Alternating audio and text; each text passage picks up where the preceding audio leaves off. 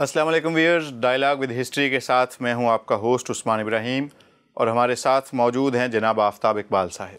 Viewers, जैसा कि आप जानते हैं कि डायलॉग विद हिस्ट्री में हम तारीख़, हालात हाज़रा और पॉलिटिक्स से मुतल्लिक़ इशूज़ पर बहस करते हैं। हमारी डिस्कशन आज भी गुज़िश्ता के साथ पेवस्ता है। आफ्ताब साहब, आज भी हम पनामा के हवाले से ही बात करेंगे। मेरा ख्याल है आइंदा 4-5 हफ्ते आपको अभी पनामा को मज़ीद डिस्कस करना होगा, क्योंकि इस केस की छाप हमारी तारीख पर बहुत गहरी होगी। हम बखुदा इस वक्त मेक और ब्रेक की स्टेज पर आ गए हैं। क्रॉस रोड्स हैं, हम इस तरफ भी जा सकते हैं जो कि सरासर तबाही और बर्बादी का रास्ता है, हम दूसरी जानिब भी जा सकते हैं जो तामीर और तरक्की का रास्ता है, एहतसाब का रास्ता है, अकाउंटेबिलिटी का रास्ता है और डेमोक्रेसी का रास्ता है। इस वक्त जो डेमोक्रेसी हो रही है ये डेमोक्रेसी की पैरोडी है, इसलिए कि डेमोक्रेसी जिसमें अकाउंटेबिलिटी ना हो वो एक ऐसा इंसान है जिसमें रूह ना हो। महज गोश्त पोस्ट को आप लाइफ नहीं कहते, उसके अंदर रूह का होना बहुत ज़रूरी है। डेमोक्रेसी की रूह, बल्कि रूह रवां दरअसल अकाउंटेबिलिटी है। चुनांचे ये केस और इसका डिसीजन, इसकी आफ्टर मैथ इंशाअल्लाह ताला हमारे जसद कौमी में एक नई रूह फूंकेंगे। अच्छा सर, नवाज शरीफ के मसाइल बज़ाहिर बढ़ते जा रहे हैं, इस बारे में आपका क्या ख्याल है? नवाज शरीफ के मसाइल जो हैं ये मन जाने बल्ला है। नवाज शरीफ का जो एहतसाब हो रहा है, मैं समझता हूँ ये मैन मेड तो है ही नहीं, एक इंतहाई छोटा केस, इंतहाई मामूली केस, और वो वबाल जान बन के रह गया। ये मन जाने बल्ला है। ये एहतसाब अल्लाह का सुओ मोटो एक्शन है और ये इस पूरे केस को मंतकी अंजाम तक पहुंचा के ही रहेगा। उससे पहले नेवर इवन दिस शॉट नहीं रुकेगा, इतना सा कम भी नहीं। जहां इसने गिरना है और ये शहाब साकिब की तरह गिरेगा, एक मिसाइल की तरह गिरेगा। सही। और मैं समझता हूँ गिर चुका है यार, लोगों को उसकी समझ नहीं आ रही।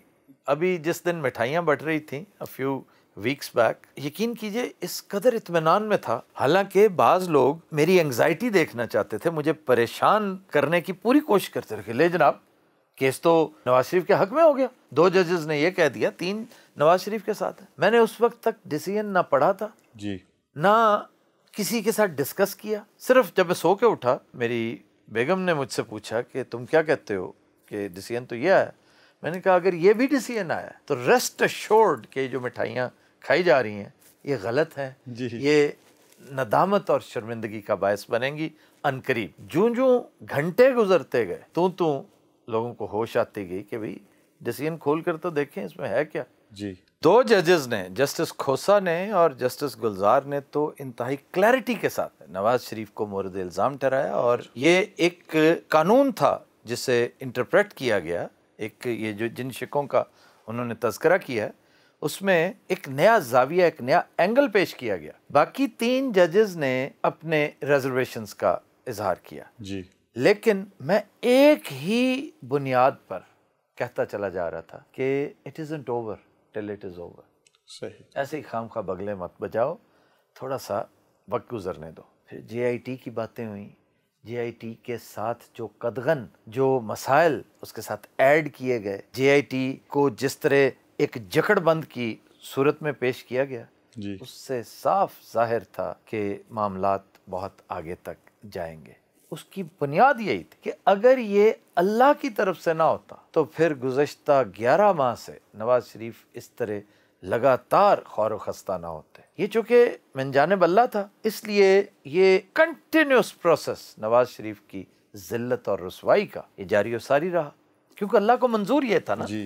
पहले ज़मीन हमवार करनी थी जिसके ऊपर ये एक नई इमारत तामीर होनी थी। उस ज़मीन को हमवार करने का मतलब ये कि करप्शन को पहले इतना गंदा करो, इतना बुरा कहो कि ज़बान ज़द-ए-आम हो जाए। चुनांचे आपने देखा कि आने वाले दिनों में वक्त ने जाहिर कर दिया। अब आपने जो पूछा है कि उनके मसाइल में मज़ीद इजाफा होता नजर आ रहा है, इसलिए कि मैं एक दरिया के पार उतरा तो मैंने देखा वाला हिसाब है ना कि अभी पनामा के मसाइल जो के तू थे कि डॉन लीक्स ने एक नई करवट ले ली। यानी साफ जाहिर हो रहा है कि आपने मेलाफाइडी एक चीज को टर्न दे दिया, एक नया रुख दे दिया, हालांकि पहले से तय हो चुकी थी ये बातें कि अच्छा जनाब हम डॉन लीक्स में आपको ब्रीदिंग स्पेस देंगे, एक सेफ पैसेज दे देंगे, लेकिन ये मेहरबानियां कीजिए, क्योंकि डॉन लीक्स तो पनामा से कई गुना बड़ा है। पनामा तो नवाज शरीफ की ख्वारी होनी थी ना, तो वो अल्लाह ने करवा दी। अब तो सिर्फ एक फैसला आने की देर है कि इस ख्वारी ने अपने मंतकी अंजाम तक पहुंचना है। जहां तक डॉन लीक्स का ताल्लुक है, डॉन लीक्स तो आपने फौज को एक तरह से यूं समझ लीजिए कि इस तरह का इल्जाम फौज के सामने बैठ के उसके मुंह पे उसको गाली देने के मुतरादिफ है। मैंने ये कभी नहीं कहा कि पाक फौज गलतियों से बिल्कुल पाक है जी, इसकी क़यादत, इसकी लीडरशिप हर चीज़ से मुबर्रा है, हरगिज़ नहीं। हमें बहुत बुरे दिन देखने नसीब हुए हैं जर्नैलों के हाथों में, लेकिन ये बात अपनी जगह पर, इसमें भी कोई शक नहीं कि इस वक्त पाकिस्तान अगर कायम है, पाकिस्तान की जो इस नेकलेस में छोटे छोटे मोती अगर कायम है, लेट्स से कि इस तस्बीह के दाने जी, अगर इंटैक्ट हैं, तो इसके दरमियान जो धागा है ना, वो पाक फौज है। वो पाक फौज है। कोई माने या ना माने, ये बात बाज़ औक़ात हम किसी चीज़ से इस कदर चिढ़ जाते हैं कि उसका जेन्युइन पॉजिटिव एस्पेक्ट भी डिस्कस करने से शर्मिंदगी महसूस करते हैं। जी, हम समझते हैं कि फ़ौज ने इस मुल्क को, फ़ौज ने नहीं, फ़ौज के चंद ताले आज़मा जर्नैलों ने माजी में बड़ा नुकसान पहुंचाया है। अब भी महसूस हो रहा है कि हालात फिर से उसी तरफ जा रहे हैं। और ये क्यों महसूस हो रहा है, ये एक दिलचस्प बात है कि नवाज शरीफ नविश्ता दीवार पढ़ चुके हैं। मतलब Nawaz Sharif was known for this कि वो नविश्ता दीवार नहीं पढ़ता, बाकी हर चीज़ पढ़ लेते जी। इस दफ़ा नवाज शरीफ सिर्फ और सिर्फ नविश्ता दीवार पढ़ रहे हैं, और उसके ऊपर बहुत जल्दी हरूफ में लिखा हुआ है कि Nawaz Sharif, you can run but you can not hide, you have to quit. आपको छोड़ना है इक़्तिदार। क्यों? आप करप्ट साबित हो चुके हैं, और ये करप्शन आज की नहीं है, हो सकता है 20 साल पुरानी है। अल्लाह का निज़ाम बड़ा ही पुरस्रार है। वो कहते हैं God acts in mysterious ways. वो आपको उस जुर्म पे नहीं पकड़ता जो आपने आज किया है। सही। आप उससे बच निकलें, आगे जाएंगे तो आगे एक गड़ा मौजूद है, आप उसमें ज़रूर गिरेंगे। गड़ा कोई और होगा, जुर्म कोई और होगा। यानी जुर्म आपने कुछ किया, आप उससे बच निकले, लेकिन किसी और जुर्म की पादाश में गड़े में गिर जाए। असल चीज़ तो ये कि आपने गड़े में गिरना है। तो नवाज शरीफ का गड़े में गिरना ये ठहर चुका है, सुबह गिरा या शाम गिरा वाला हिसाब है। तो नवाज शरीफ को समझ आ चुकी है कि मेरे इक़्तिदार के दिन गिने जा चुके हैं। वो अब सियासी शहादत के तलबगार हैं जी, कि मुझे सियासी तौर पर शहीद कर दो, खुदारा मुझे करप्शन की जिल्लत और बदनामी से बचाओ, मुझे शहादत का रुतबा दो, मैं अपने इक़्तिदार को कुर्बान कर दूंगा, लेकिन एक शहीद की मौत चाहिए मुझे। और वो क्या कि जब सिविलियन फौज के साथ टकराता है तो सिविलियन हमेशा शिकस्त पाता है। जी बिल्कुल। जीतती तो फौज है हमेशा। तो सिविलियन अपने आप को ये कहकर तसल्ली देता है कि ये शिकस्त फातिहाना है, सही, ये शहादत है। चुनांचे हमारे प्राइम मिनिस्टर साहब इस वक्त शहादत के शदीद तलबगार हैं, उन्हें बड़ी तलब हो रही है शहादत की। लेकिन दूसरी तरफ जो तबका है हमारे मौजूदा सरबराहान जो फ़ौज के हैं, ये आज के ही नहीं, राहिल शरीफ के वक्त से यही सिलसिला चल रहा है कि वो नवाज शरीफ को इस दफ़ा, नवाज शरीफ को ही नहीं, जरदारी को भी, हर उस कुव्वत को जिसका एहतसाब मतलूब है, उसे सियासी शहादत नहीं देंगे। ये सही, उसे सिर्फ पैसेज देंगे, जिसे सेफ पैसेज कहा जा सकता है कि जनाब आप केस का सामना करें, अकाउंटेबिलिटी का सामना करें, और अगर आप बच निकले तो ठीक, वरना एक साइड पे हो जाए। नवाज शरीफ का फ़िलहाल मामला ये है, और मैं नहीं समझता कि नवाज शरीफ की ये ख्वाहिश पूरी होगी। नवाज शरीफ अगर जाएंगे तो पनामा की वजह से जाएंगे। डॉन लीक्स एक ऐसा मामला है जो बहरहाल उससे अगला स्टेप है। पहले पनामा का फैसला होगा। डॉन लीक्स को आप बिल्कुल एक साइड पर रखें। वो तो ऐसा है कि जैसे आपने फौज पर एक बड़ा भद्दा इल्ज़ाम लगा दिया, अपनी ही फौज पे, किसी को खुश करने के लिए। यानी 3 तारीख को जो मीटिंग हुई है उसके अंदर कुछ 1-2 चीज़ें डिस्कस हुई, इसमें कोई शक नहीं।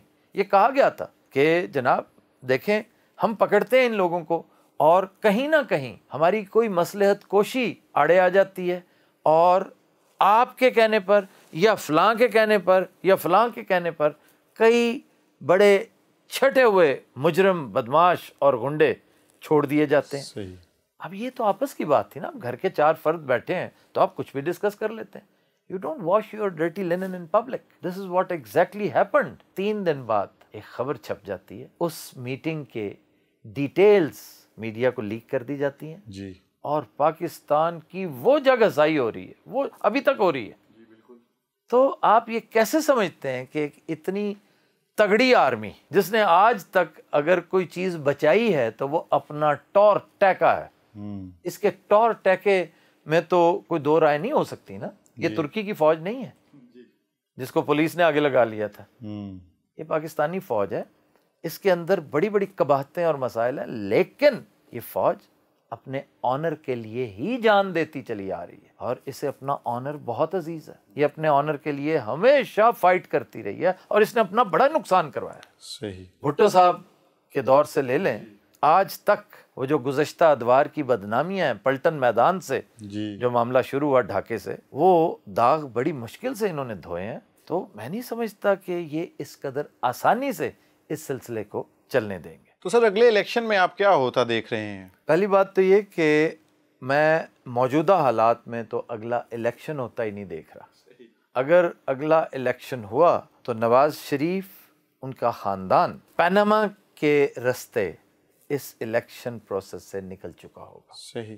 क्योंकि ये जो एक्टिविटी जारी है किसी इदारे की तरफ से नहीं, किसी ग्रुप ऑफ पीपल की तरफ से नहीं, ये अल्लाह की तरफ से ये सिलसिला चल रहा है जी। और इसका हदफ वो लोग हैं जिन्होंने इक़्तिदार में रहकर करप्शन की इंतहा किए रखी। इसमें ये लोग भी शामिल हैं।